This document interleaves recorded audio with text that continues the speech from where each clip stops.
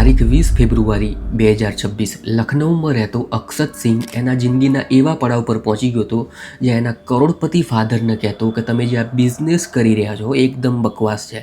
આપણે તો ફેક્ટરી નાખવી જોઈએ યા તો આપણે રેસ્ટોરન્ટ બિઝનેસમાં જવું જોઈએ જેનાથી આપણે વધારે ને વધારે કરોડપતિ થઈ જઈએ. એના ફાધર પણ એની બધી વાતોને સિરિયસલી લેતા અને એને બધી વાતો નજરઅંદાજ કરતા. એના ફાધર માનવેન્દ્રસિંહ એટલા ભક્તિભાવવાળા હતા કે લખનૌની અંદર જ અલગ અલગ જગ્યાએ રામલીલાનું પણ આયોજન કરાવતા. જે રામલીલાની અંદર એમનો ખુદનો છોકરો રાવણના છોકરાનું પાત્ર ભજવતો હતો. એનું નામ હતું મેઘનાથ. મેઘનાથ રાવણનો છોકરો એકદમ આજ્ઞાકારી છોકરો હતો. આ છોકરો જ્યારે રામલીલાની અંદર મેઘનાથનું પાત્ર ભજવતો તો બધા કહેતા કે આ મેઘનાથ જેવો આજ્ઞાકારી છોકરો છે. પણ માનવેન્દ્રસિંહે સપનેય નહોતું વિચાર્યું કે જેને એ આજ્ઞાકારી છોકરો માની રહ્યા છે એ જ છોકરો એમને ટુકડા ટુકડા કરી નાખશે અને એવી મોત આપશે જે આખી દુનિયા યાદ રાખશે. 15 ફેબ્રુઆરી 2026 લખનૌની અંદર એક આસિયાના સોસાયટી આવેલી છે. આ આસિયાના સોસાયટી એકદમ પોર્સ અને વીઆઈપી લોકોની સોસાયટી છે જેની અંદર જ આ માનવેન્દ્રસિંહનો પરિવાર રહેતો હતો. માનવેન્દ્રસિંહની લખનૌની અંદર જ 17 થી 18 પેથોલોજીની લેબ હતી. જે આસિયાના સોસાયટીમાં આમનું ઘર હતું એ પણ 20 કરોડની ઉપરનું ઘર હતું. એટલે આ પરિવાર એકદમ કરોડપતિ પરિવાર હતો. પૈસાની કોઈ પ્રોબ્લેમ હતી નહીં. 3 માળના આલિશાન ઘરમાં માનવેન્દ્રસિંહ, એમનો છોકરો અક્ષત અને 17 વર્ષની છોકરી રહેતા હતા. એમની પત્નીનું 9 વર્ષ પહેલાં જ મોત થઈ ગઈ હતી. એમના રિલેટિવ દર વખત કહેતા કે તમે બીજા લગ્ન કરી લો, પણ માનવેન્દ્રસિંહ દર વખત ના પાડતા. એ કહેતા કે જે બીજી પત્ની આવશે કદાચ મારા છોકરાઓનું સારી રીતે ધ્યાન રાખશે નહીં, એટલે મારે બીજા લગ્ન કરવા નથી. આ બધું જ શાંતિથી ચાલી રહ્યું હતું. પણ આ કરોડપતિ પરિવારને કોઈની નજર લાગી જાય છે. 20 ફેબ્રુઆરી 2026ના દિવસે માનવેન્દ્રસિંહ, જે એમને રોજની આદત હતી સવારમાં સોસાયટીની અંદર મોર્નિંગ વોક કરવાની, પણ એ આજે મોર્નિંગ વોક કરવા માટે નીકળતા નથી. આ બધું જ સોસાયટીવાળા નોટિસ કરતા હતા. એટલે જ એમના નાના ભાઈને પૂછે છે કે તમારા ભાઈ માનવેન્દ્રસિંહ ક્યાં ગયા? ત્યારે જ એમના નાના ભાઈ જવાબ આપે છે કે એ ઘરે જ છે. ત્યારે જ સોસાયટીવાળા કહે છે કે આજે એ મોર્નિંગ વોક કરવા માટે નીકળ્યા નથી. ત્યારે જ એમના નાના ભાઈ તરત માનવેન્દ્રસિંહને કોલ કરે છે, પણ અચાનકથી એમનો ફોન સ્વિચ ઓફ આવ્યો હતો. અહીંયા માનવેન્દ્રસિંહ જોડે 3 મોબાઈલ હતા. અહીંયા એમના નાના ભાઈ એમના 3 ફોન પર બેક ટુ બેક કોલ કરે છે, પણ 3 ફોન સ્વિચ ઓફ આવ્યા હતા. એટલે જ એમના નાના ભાઈ એમના ભત્રીજા અક્ષતને કોલ કરે છે. અક્ષતને પૂછતા પહેલાં જે કોલ પર એના કાકાને કહી દે છે કે એના ફાધર દિલ્હી જવા માટે નીકળી ગયા છે અને 2 દિવસની અંદર પાછા આવશે. ત્યારે જ એના કાકા પૂછે છે કે એમનો ફોન સ્વિચ ઓફ આવ્યો છે. ત્યારે જ અક્ષત કહે છે કે એ બધી વાત મને કોઈ ખબર નથી, એ મને એટલું જ કહી નીકળ્યા છે કે એમને દિલ્હી જવું છે. આ વાત એના કાકાના પચતી નથી. એના કાકા પણ વિચારવા માંડ્યા હતા કોઈ દિવસ માનવેન્દ્રસિંહ આ રીતે કીધા વગર દિલ્હી જાય નહીં, આ રીતે એક સાથે 3 ફોન સ્વિચ ઓફ કરે નહીં. ત્યારે જ એ વિચારે છે કે હમણાં 2 દિવસ રાહ જોઈએ, જ્યારે માનવેન્દ્રસિંહ દિલ્હીથી પાછા આવશે ત્યારે બધી જ વાત પૂછી લઈશું. ધીમે ધીમે 2 દિવસ પણ વીતી ગયા, પણ માનવેન્દ્રસિંહ દિલ્હીથી પાછા આવ્યા નહીં. અહીં એમના નાના ભાઈ પર રિલેટિવના કોલ આવતા થઈ ગયા અને એમના મિત્રોના કોલ આવતા થઈ ગયા.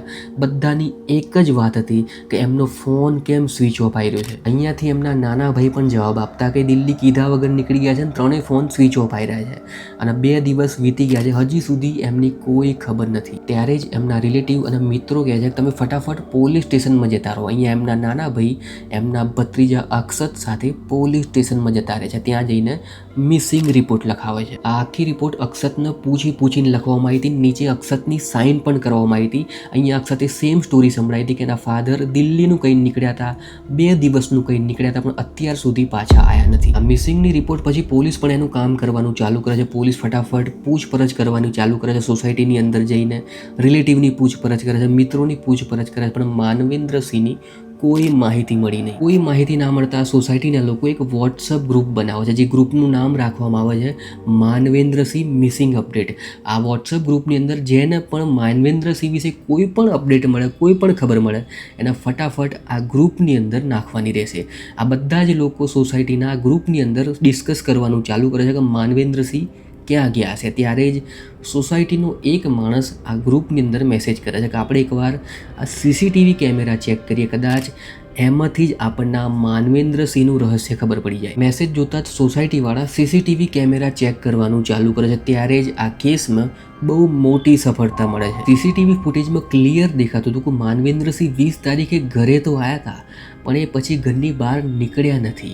તો હવે પ્રશ્ન એ હતો કે 3 દિવસ સુધી માનવેન્દ્રસિંહ ઘરની અંદર શું કરી રહ્યા છે, અને બીજો પ્રશ્ન એ હતો કે ઘરની બહાર નીકળ્યા વગર દિલ્હી કેવી રીતે પહોંચ્યા. આ વાત ફટાફટ સોસાયટીવાળા પોલીસને શેર કરે છે અને પોલીસના સીસીટીવી વિડીયો પણ બતાવે છે. ત્યારે જ પોલીસ એમના નાના ભાઈને કોલ કરે છે અને એમને કોલ કરીને કહે છે કે તમે ફટાફટ તમારા ભત્રીજા અક્ષતને લઈને પોલીસ સ્ટેશન આવી જાઓ. એમના નાના ભાઈ પણ ફટાફટ અક્ષતને કોલ કરે છે અને અક્ષતને કોલ કરીને આખી વાત સમજાવે છે. ત્યારે જ અક્ષત એક બીજી સ્ટોરી સંભળાવે છે. એના કાકાને કહે છે કે એના ફાધરે આત્મહત્યા કરી લીધી છે. આ વાત સાંભળતા જ એના કાકા કહે છે કે તે 3 દિવસ સુધી આ આત્મહત્યાની વાત કેમ છુપાઈ અને આ પોલીસ સ્ટેશનમાં જઈને મિસિંગની રિપોર્ટ કેમ લખાઈ. ત્યારે જ એના કાકા આખી વાત સમજી જાય છે. એટલે જ એના કાકા અક્ષતને લઈને પોલીસ સ્ટેશન પહોંચી જાય છે. પોલીસ સ્ટેશન ગયા પછી અક્ષતની કડક રીતે પૂછપરછ કરવામાં આવે છે. પહેલાં તો એ નાટક કરે છે, પણ પછી આખી હકીકત પોલીસને સમજાવે છે. એ કહે છે કે એના ફાધર ક્યાંય દિલ્હી ગયા નથી, એના ફાધર એના ઘરની અંદર જ છે. વાત સાંભળતા પોલીસ ફટાફટ દોડતી થાય છે અને એને ગાડીમાં બેસાડીને એના ઘેર પાછી લઈ જાય છે. ત્યારે જ પોલીસને ગ્રાઉન્ડ ફ્લોરની અંદર એક બ્લુ કલરનું ડ્રમ દેખાય છે. જેવી જ પોલીસ એને ખોલે છે, અંદરથી વિચિત્ર સ્મેલ આવે છે અને અંદરથી એક લાશનો ટુકડો મળે છે. લાશના ટુકડા અને ડ્રમ બંનેને પોલીસ ત્યાંથી ઉઠાવે છે અને ડ્રમને ફોરેન્સિકમાં મોકલે છે અને લાશને પોસ્ટમોર્ટમ કરાવવા માટે મોકલે છે. અહીંયા પોલીસનો પ્રશ્ન અક્ષતને એ જ હતો કે કેમ તે તારા ફાધરને મોતને ગાંઠ ઉતારી દીધા. અક્ષત પણ થાકી હારીને પોલીસને આખી સ્ટોરી કહી દે છે કે 20 ફેબ્રુઆરીના દિવસે એના ફાધર એને નીટ એક્ઝામ વિશે પૂછતા હતા કે તારી નીટ એક્ઝામની તૈયારી કેવી ચાલી રહી છે. ત્યારે જ અક્ષત જવાબ આપતો હોય છે કે એને કોઈ એક્ઝામમાં રસ નથી, એને કોઈ એક્ઝામ આપવી નથી, એને તો રેસ્ટોરન્ટ ઓપન કરવા છે અને બાર ઓપન કરવા છે.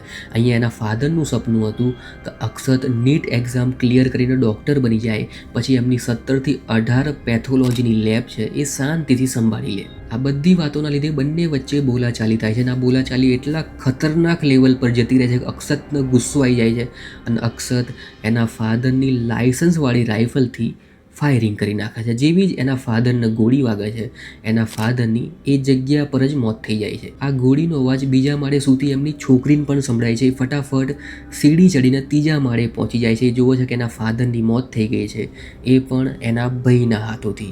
એ બૂમ પાડવાની ચાલુ કરે છે, રડવાનું ચાલુ કરે છે. ત્યારે જ અક્ષત એને ધમકાવવાનું ચાલુ કરે છે કે તે જો આ વાત કોઈને પણ કીધી તો તારી પણ હાલત આવી જ કરીશ. એની બેન પણ રડતી રડતી ચૂપચાપ એની રૂમમાં જતી રહે છે. જેવી જે રૂમની અંદર ઘૂસે છે, અક્ષત બહારથી દરવાજો બંધ કરી દે છે. પછી એ લાશને ગ્રાઉન્ડ ફ્લોર પર લઈને આવે છે. ગ્રાઉન્ડ ફ્લોર પર લાવ્યા પછી એ વિચારતો હોય છે કે લાશને હવે કેવી રીતે સંતાડશે, પણ એને વિચાર આવે છે કે જો હું બહાર લઈને નીકળીશ તો સીસીટીવી કેમેરામાં કેપ્ચર થઈ જઈશ, તો હું જલ્દીથી પકડાઈ જઈશ. તો આ લાશ સંતાડવી તો સંતાડવી કેવી રીતે? ત્યારે જ એની નજર એક બ્લુ ડ્રમ પર પડે છે. ત્યારે જ એના મગજમાં આખો પ્લાન બની જાય છે.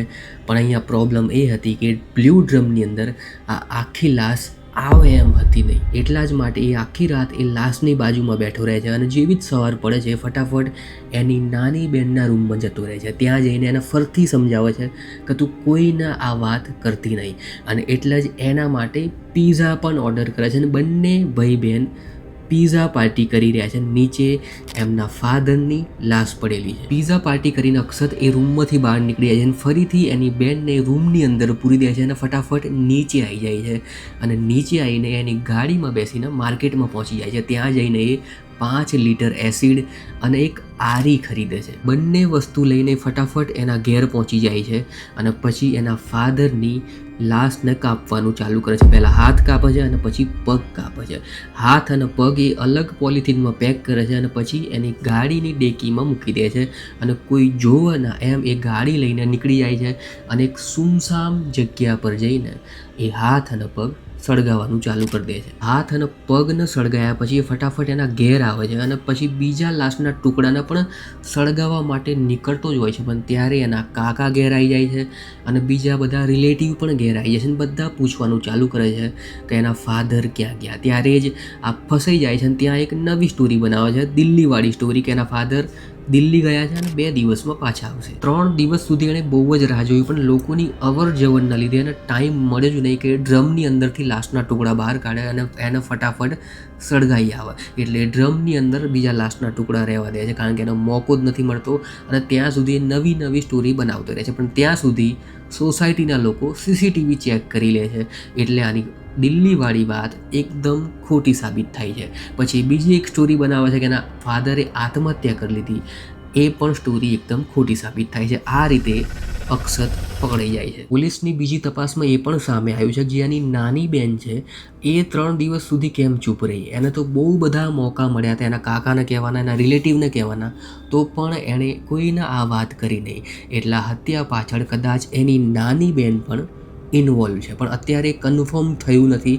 અત્યારે બીજી બધી તપાસ ચાલી રહી છે. અત્યારે તેનો ભય જ મેન હત્યારો માનવામાં આવી રહ્યો છે. અત્યારે પોલીસે એને અરેસ્ટ કરી લીધો છે અને આગળની કાર્યવાહી ચાલુ છે. ત્યાં સુધી તમારા શું વિચાર છે આ કેસના રિલેટેડ એ જરૂરથી કોમેન્ટ સેક્શનમાં લખજો. મેં આવો જ એક બીજો વિડીયો બનાવ્યો છે જેમાં સિદ્ધપુરમાં રહેતી લવીના હરવાનીના સેમ આ જ રીતે લાશના ટુકડા થાય છે, પણ એના લાશના ટુકડા એક અજીબો ગરીબ રીતે થાય છે. એની લાશ પાઇપની અંદર ઘૂસી જાય છે, એ પણ ટાંકી દ્વારા. અને કેવી રીતે આ કેસ એક બહુ મોટું રહસ્ય બનેલો છે અને આજ સુધી પોલીસ આ કેસને સોલ્વ નથી કરી શકી. તમે આખો વિડીયો અહીંયા ક્લિક કરીને જોઈ શકો છો. ત્યાં સુધી આ વિડીયોના લાઇક કરજો, આ ચેનલને સબસ્ક્રાઈબ જરૂરથી કરજો અને કોમેન્ટ જરૂરથી કરજો. Thanks for watching.